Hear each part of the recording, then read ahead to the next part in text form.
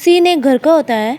यूरा चिल्लाते हुए बोलती है, आपने मुझे नदी को शुद्ध करने से मना क्यों किया था? हमें इसे एम्परर के आने पर दिखाना चाहिए था, इसके बजाय तुम मुझे इस जर्जर जगह पे ले आए हो। हेरोन उसकी तरफ देखते हुए बोलता है, मैंने तुम्हें कहा था ऑपरेशन चांद निकलने के साथ ही शुरू हो जाएगा। यूरा ये सुनकर गुस्से से बोलती है, तुम्हारी हिम्मत कैसे हुई? यूरा अपना हाथ उठाकर चिल्लाते हुए बोलती है, मुझसे इस तरह बात करने की? वह आगे बढ़ती है, लेकिन तभी हेरोइन उसका हाथ पकड़ लेता है और उसे दीवार से सटाकर खड़ा करते हुए बोलता है, लगता है तुम्हें कोई गलतफहमी हो रही है। मैं अपने स्वामी के आदेश पर आपकी सहायता कर रहा हूँ, इससे मैं आपका नौकर नहीं बन जाता। यूरा मुस्कुराते हुए बोलती है, और आपके ये मास्टर, क्या वे आखिरकार मेरे लिए काम नहीं कर रहे हैं? यह सब इसीलिए। लेकिन तभी हेरोइन उसका हाथ पकड़ कर दबा देता है और उसे गुस्से से बोलता है, आप कह रहे हैं कि मैं आपके लिए काम करूंगा? ऐसे लगता है पोनीटेल ने आपका दिमाग पूरी तरह से ढो डाला है।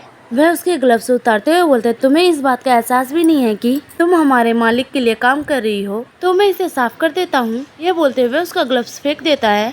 जिसने तुम्हें यहाँ बुलाया है, तुम्हें बनाया किसने है? यह सब हमारे स्वामी की करतूत थी। ये सुन के यूरा घबरा जाती है। दूसरी तरफ रोज जंगल में जाते हुए सोचती है, कुछ तो गड़बड़ है। इस बात को छोड़ दिया जाए कि एम्परर द्वारा दिया गया शुद्धिकरण कार्य सफल नहीं हुआ। मूल कहानी में यूरा दैवीय शक्ति का उपयोग करके नदी को पुनर्जीवित किया था, तो फिर उसने अभी तक चमत्कार क्यों नहीं किया? अगर उसकी जगह पे मैं होती संत के रूप में, मेरी स्थिति को खतरा महसूस होते ही सबके सामने नदी को साफ कर दिया होता अपनी स्थिति मजबूत करने के लिए। और यहाँ हीरोइन का होना, यहाँ के लोगों का कहना वह हाल ही में यहाँ रहने आया है। लगभग उसी समय आपदा शुरू हुई। रोइचन में भी उसी तरह एक और पूर्वी महाद्वीप का निवास था। किसी ने इमो का नाम से पुकारा। तभी रोज घबराते सोचती है, रुको, क्या ऐसा हो सकता है? टेरियम का आया रेत का तूफान, वह फिलो जिसने ट्रोयचन पर हमला किया, नेक्टिविटिया में नदी प्रदूषित, क्या ह्योरिन हो सकता है? क्या आप इन सब से जुड़े हुए हैं? ये सोचकर रोज घबराती है और ब्रोच को कस के पकड़ लेती है और मन में कहती है, क्या नोक को सब कुछ पहले से ही पता था? उसका रवैया ऐसा था मानो वह कुछ छुपा रहा हो और संपत्ति छोड़कर जाना उसकी योजना। शायद उसने मुझसे सच छुपा लिया ताकि मुझे चोट न पहुँचे। वह पीछे की तरफ देखते हुए बोलती, किसी ने मेरा पीछा नहीं किया। ये बोलकर वह धीरे से बोलती है, हार्बर्ट। बोलते आसमान में एक रोशनी जाती है। हार्बर्ट बोलता है, आपने मुझे बुलाई और ग्रेस? रोज परेशान होते हुए बोलती है, क्या तुम जानते हो नॉक जादूगर के टावर की ओर इतनी जल्दी क्यों भागा?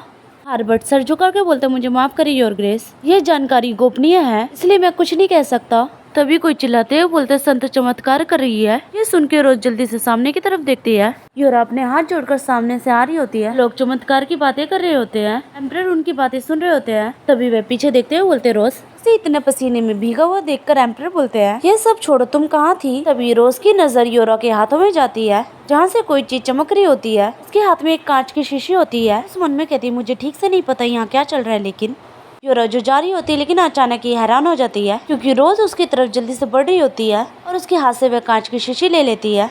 रोज ने यूरा के हाथ से वह बोतल छीन ली होती है। मन में कहती है, ठीक है, मुझे समझ में आ गया। लेकिन तभी वह पानी के अंदर गिर जाती है और वह सोचती है, अगर पवित्र भूमि ने नदी को विषैला बनाया हो, पानी में गिरने की वजह से वह कांच की बोतल भी खुल गई होती है। रोज पानी में डूबते हुए मन में सोचती है, तो फिर इस शीशे में उसका एंटीडोट होना चाहिए, लेकिन मेरा शरीर हिल नहीं रहा है। क्या ये नदी में मौजूद जहर की वजह से है? रोज नदी की गहराई में जा रही होती है। तभी वह बोलती है, नॉक मेरी मदद करो। और अगले ही पल रोज पानी के ऊपर आ गई होती है क्योंकि रोज को किसी ने बचा लिया होता है। वह बोलती है, वह उसके कंधे पे सर रखकर बोलती है, आपको कैसे पता कि मैं यहाँ हूँ? नॉक वह रोज को देखकर मुस्कुरा रहा होता है। वह उसे शांत रहने का इशारा करते हुए बोलता है, एक चमत्कार हो रहा है। रोज कुछ बोलती इससे पहले ही नदी के किनारे खड़े लोग चिल्लाते हुए बोलते, उधर देखो, पानी एकदम साफ हो रहा है। रोज नोक से पूछते, क्या हो रहा है? नोक बोलता, हार्बर्ट ने मुझे विस्तार से घटना बता दी, तुम्हारी वजह से नदी साफ हो गई है। वह जो आत्मा माँ है, मैंने दिखावे के लिए एक साधारण मंत्र बोला है। ये बोलकर नोक वेल आगे बढ़ा देता है रोज की तरफ। अब समय आ गया है कि बैगनी बाल वाली औरत बने। सभी लोग खुशी से चिल्लाते हुए रोज को धन्यवाद बोल रहे होते हैं गांव को बचाने के लिए। ये सुन के रोज भी मुस्कुराने लगती है। एक औरत सोचते हुए बोलती है, तो फिर संत औरत का क्या? लाल बाल वाली औरत बोलती है, कौन जाने, अगर आप मुझसे पूछे तो क्या बैगनी बाल वाली औरत जिसने नदी को पवित्र किया सच्चे संत नहीं है? उनकी बातें सुनकर यूरा को बहुत ही ज्यादा गुस्सा आ रहा होता है। नॉक रोज से बोलता है, सब लोग आपको सच्चा संत कह रहे हैं। लेकिन तभी नॉक की नजर भीड़ में खड़े एम्परर पे जाती है, जो गुस्से से उसे घूर रहे होते हैं। यह देखकर नॉक रोज का हाथ पकड़ते हुए बोलता है, रोज, क्या आप घर चले? ये बोलकर वह उसके हाथों पे किस करता है।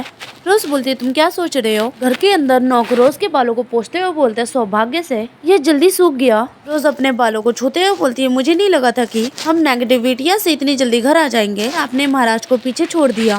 नॉक बोलता है मुझे सम्राट से ज्यादा आपकी सर्दी लगने की चिंता थी, कृपया आराम करें। ये बोलते हुए नॉक मुस्कुरा रहा होता है मैं जादूगर के टावर की ओर वापस जाऊंगा। ये सुन के रोज हैरान हो जाती है, अपना सर नीचे करते हुए बोलती है दरअसल नॉक टावर की बात करे तो नॉक रोज के बालों को पीछे करते हुए बोलता है अगर आप अलेक्जेंडर के बारे में परेशान है तो चिंता ना करें। यह बोलते हुए वह अलेक्जेंडर के बारे में सोच रहा होता है। वह हंसते हुए बोलते हुए दोबारा भविष्य में ऐसी हरकत नहीं करेगा। रोज बोलती है नॉक असल में मुझे आपसे पूछना था आप टावर में क्यों वापस जा रहे हैं? क्या ऐसा हो सकता है कि घुसपैठ के पीछे का व्यक्ति यह हो? नॉक बोलता है मैं अभी आपको कुछ नहीं बता सकता जब तक चीजें साफ न हो जाए। रोज नॉक का चेहरा अपने करीब करते हुए बोलती है नहीं मुझे अभी तुरंत जानना है। ये बोलते हुए रोज नॉक की आंखों में देख रही होती है। नॉक हंसते हुए बोलता है ठीक है अगर आप यही चाहते हैं। अगले दिन रोज गुप्त कमरे में बैठकर सोचते है कल रात नॉक ने मुझे बता दिया आना जिसे हवेली से निकाल दिया था एमा एना की दादी और एस्टेल परिवार की पुरानी नौकरानी और यहाँ तक कि हैरियन भी जिसे हम मरा हुआ समझ रहे थे वह सभी डची की सबसे ऊपरी मंजिल से जुड़े हुए हैं और इसके पीछे मौजूद उसका पूर्व स्वामी हो सकता है। कैलिगो एस्टेल जिसे सब मरा हुआ मानते हैं वह अभी भी जिंदा है और अगर सच ये है तो न केवल आपदा बल्कि पुराने एम्परर की मृत्यु का कारण भी। यह सोचकर वह चिल्लाते हुए बोलती धिक्कार है मुझे नहीं लगता था कि वह इतनी हद तक जा सकता है। यह सोचते हुए रोज ने अपना हाथ गुस्से से टेबल पे मार दिया होता है। वह किताब पे हाथ रखते हुए सोचते मुझे पुख्ता सबूत चाहिए। यह किताब जंजीरों और मोहर बंद यहाँ कुछ तो गड़बड़ है। वह अपनी आंख बंद करते हुए बोलती चाहे जो कुछ भी हो जाए लेकिन तभी उसे दर्द महसूस होता है और वह अपने हाथों पे देखती है जिस पे कट लग गया होता है। तभी एडम चिल्लाते हुए बोलता है योर ग्रेस क्या आप अंदर हैं? रोज दरवाजे की तरफ देखते हुए बोलती है एडम वह पागलों की तरह दरवाजे पर जोर जोर से दस्तक दे रहा है क्या कुछ गड़बड़ हुई है? ये बोलते हुए टेबल पे किताब रखकर चली जाती है। रोज के जाते ही वह किताब खुल जाती है और जंजीरें भी उस पे से हट जाती है। दूसरी तरफ रोज बोलती है एडम ये तुम्हारे जैसा व्यवहार नहीं है आखिर क्या चल रहा है? एडम बोलता है कुछ जरूरी है। ये बोलकर वह उसे अखबार दे देता है। रोज अखबार खोल के पढ़ती है जिसमें नॉक के बारे में लिखा होता है उसकी आंखों से लेकर उसके बालों का रंग। रोज मन में सोचती है जिसका डर था वही हो गया। वह बोलती है एडम गार्ड की संख्या बढ़ा दो गेट पर। एडम बोलता है क्या ये सच है? रोज बोलती है हाँ इस लेख में जिसका जिक्र है वह हमारा नॉक है। वह उसे अखबार देते हुए बोलती है और महल की सुरक्षा बढ़ा दो और निश्चित करना कि सभी कर्मचारी चुप रहें। एडम बोलते समझ गया। रोज बोलती है अब जब खबर फैल गई है तो नॉक का जागीर में लौटना बहुत ही मुश्किल होगा। क्या मुझे उससे संपर्क करना चाहिए? दूसरी तरफ एमा रोते हुए बोलती माय लॉर्ड एना मेरी पोती उसे पकड़ लिया है जो आपका पीछा कर रहे थे, कृपया मेरी पोती को बचाइए। हम देखते उस आदमी की उंगली काली होता है। वह कुर्सी पे टैप करते हुए बोलता है हेरोइन। हेरोइन बोलता हाँ मास्टर। वह आदमी बोलता है एक पकड़ा गया और दूसरा असफल रहा और मैं ये विश्वास करूँ ये बस एक संयोग था। हेरोइन बोलता है नहीं सर यह सब उस बैगनी बाल वाली लड़की की वजह से हुआ है। उसका चेहरा ढका हुआ था लेकिन उसकी आंखों में वह आभा थी जो मुझे यंग मास्टर की याद दिलाता है। हम देखते हुए कैलिको स्टेल रोजेंटा के फादर होते हैं। वह मुस्कुराते हुए बोलते वह बच्चा। योरिन बोलता हाँ टावर से कुछ जादूगर हमारा पीछा कर रहे थे। कैलिको हैरान होते हुए बोलता जादूगर हमारा पीछा क्यों कर रहे होंगे? हीरियन परेशान होते हुए बोलता है नोट अखबार ने नए जादूगर की पहचान उजागर कर दी और ऐसा लगता है कि ये वही बच्चा है जिसे मैंने कभी मार्गदर्शन दिया था। ये सुन के कैलिको मुस्कुराते हुए बोलता है आप मुझे ये बता रहे हैं कि रोजेंटा और वह लड़का हाथ मिला चुके हैं और अब मेरी योजना में दखल दे रहे हैं। चैप्टर यहीं पे खत्म करती हूँ।